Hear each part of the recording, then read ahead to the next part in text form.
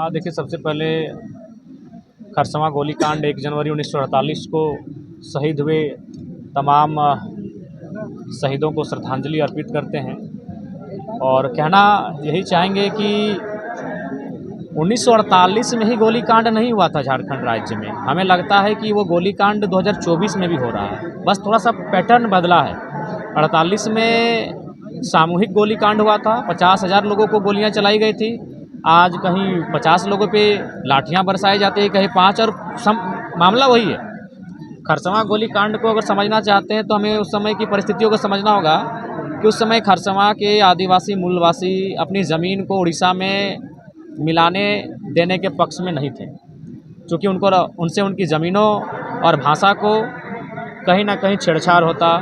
तो आज भी ज़मीन की लड़ाई झारखंड वासी आज भी लड़ रहे हैं। आज भी जो तमाम उद्योग घराने हैं, तमाम जो खनन के क्षेत्र में कार्य करने वाली कंपनियां हैं, उद्योग स्थापित करने वाली कंपनियां हैं, वो लड़ाई हम आज भी लड़ रहे हैं। बस फ़र्क है कि उस समय गोलियों से हमें मारा जाता था, अब कानून के दांव पेच से मारा जाता है या प्रशासन की झूठे एफआईआरों से हमें मारा जाता है।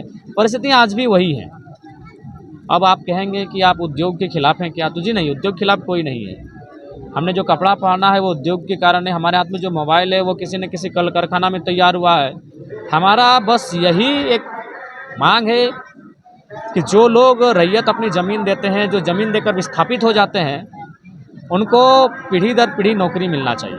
इसलिए मिलना चाहिए क्योंकि वो ज़मीन उनके पिताजी करते थे, पिताजी से पहले दादाजी करते थे, दादाजी से पहले दादाजी करते थे। तो उस ज़मीन को जब हम उद्योग को दे रहे हैं, उद्योग के घरानों को दे रहे हैं, तो एक नियम ये होना चाहिए कि जब तक वो उद्योग वहाँ खड़ा रहेगा, चाहे वो टाटा रहे, टिस्को रहे या बीसीसीएल रहे, सीसीएल रहे या कोई कंपनी रहे, जब तक वहाँ उद्योग का और कंपनी का कार्य होगा, तब तक 3rd और 4th ग्रेड की नौकरी ज़मीन देने वाले रैयत परिवार को मिलना चाहिए।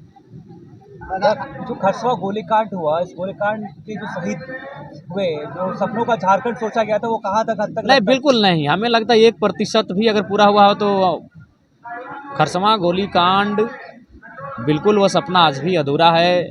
जिस उम्मीद के साथ झारखंड के लोगों ने शहादत दिया है, शहादत देने का ही मतलब था सुशासन की व्यवस्था।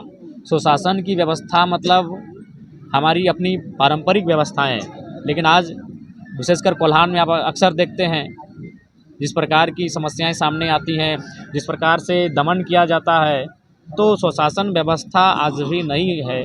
और जो लड़ाई थी वो सुशासन व्यवस्था की लड़ाई थी, वो लड़ाई हक अधिकार की थी और हमें लगता है कि आज पुनः उस लड़ाई को आत्मसात करने की आवश्यकता है।